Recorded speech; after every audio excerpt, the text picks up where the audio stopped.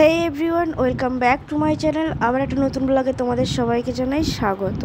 তো তোমরা সবাই কেমন আছো? আশা করছি খুব ভালো আছো, আর আমিও খুব ভালো আছি। তো কাজ থেকে বাড়ি ফিরলাম, দিয়ে এক কাপ চা নিয়ে বসে পড়লাম খেতে। আর তা করতে করতে দেখছি মা মোচার চপ বানাচ্ছে।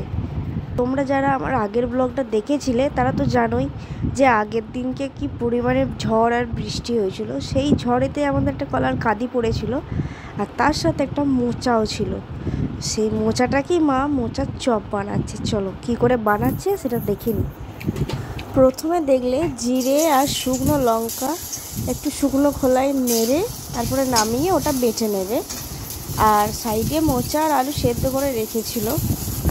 তারপর কড়াইয়ের মধ্যে সর্ষের তেল দিয়ে রসুন বাটা আদা বাটা দিয়ে একটু ভালো করে নেড়ে নিয়ে তারপরে ওই যে সিদ্ধ করে রেখেছিল মোচা আর আলু ওটাকে দিয়ে দিল কড়াইয়ের মধ্যে। তারপরে নুন, হলুদ, একটু লঙ্কা গুঁড়ো, জিরে গুঁড়ো, সামান্য একটুখানি মিট মশলা দিয়ে ভালো করে মশলাটাকে কষিয়ে নিচ্ছে প্রথমে।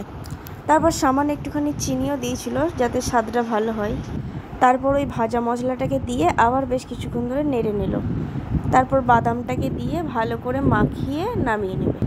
তারপর ওটাকে একটা থালাতে নামিয়ে নেবে। দিয়ে ওটা যখন ঠান্ডা হয়ে যাবে তখন ভালো করে হাত দিয়ে একটু মেখে নিতে হবে। মেখে গোল গোল করে একটা চিকের মধ্যে ওটাকে দিয়ে একটু হাতে চাপ দিয়ে চপের আকারে তোমরা গড়ে নেবে। আর দোকানে চপের থেকে জানো তো বাড়িতে যে কোনো জিনিস বানালে একটু খেতে বেশি ভালোও লাগে, আর সেটা শরীরের পক্ষেও অতটা ক্ষতি করে না। তাই আমাদের বেশিরভাগ জিনিসই বেশি বাড়িতেই বানানো হয়। বাইরে থেকে একটু আমরা কমই কিনে খাই, কারণ বাইরের খাবার আমার খুব একটা ভালো লাগে না। আর সারাদিন তো ধরো বাড়িতে থাকি না, তাই একটু বাড়িতে চেষ্টা করি এই সন্ধ্যের দিক মানে একটু কিছু খাবার দাবার করার। তাতে বেশ একটু বাড়ির লোকজনের সাথে সময়ও কাটানো হয়ে যায়, আর কিছু টুকিটাকি খাবার দাবারও হয়ে যায়। আর তোমাদের কাছে আমার একটা রিকোয়েস্ট আছে, প্লিজ তোমরা ভিডিওগুলো যদি ভালো লাগে তো লাইক করো, আর চ্যানেলটাকে একটু সাবস্ক্রাইব করে দিয়ে পাশে থেকো। তারপরে দেখো চপগুলোকে গোল বলের মতন করে চিকের মধ্যে দিয়ে হাতে করে চিপটে সব কটাকে আগে সাজিয়ে নিল। তারপরে একটা বাটির মধ্যে বেশ কিছুটা বেসন নিয়ে একটু নুন, হলুদ গুঁড়ো, লঙ্কা গুঁড়ো দিয়ে একটু গোলমরিচের গুঁড়ো দিয়ে জল দিয়ে বেশ ভালো করে অনেকক্ষণ ধরে ফেটিয়ে নেবে।